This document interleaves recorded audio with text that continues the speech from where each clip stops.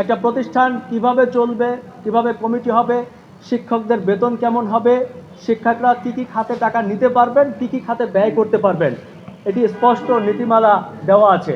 শিক্ষা প্রতিষ্ঠানের যদি গ্রামে হয় সেটির বেতন কত হবে, যদি মফস্বলের কোনো শহরে হয় কত হবে, যদি সিটি কর্পোরেশনে হয় কত হবে, যদি ঢাকা চট্টগ্রাম হয় তাহলে বেতন কত হবে, সেটিও এখানে নির্দেশনা দেওয়া আছে।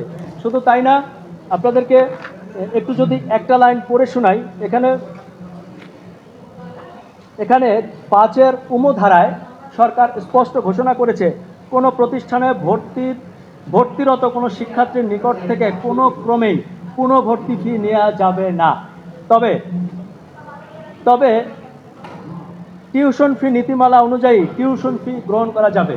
এই টিউশন ফি বলতে বোঝানো হয়েছে প্রতি মাসে আমরা যে বেতনটি দিই। আমাকে অনেকে বলছেন যে এই যে সরকার স্বচ্ছতা জবাবদিহিতা একটা নীতিমালা করলো, এটি কি সবাই মানবে?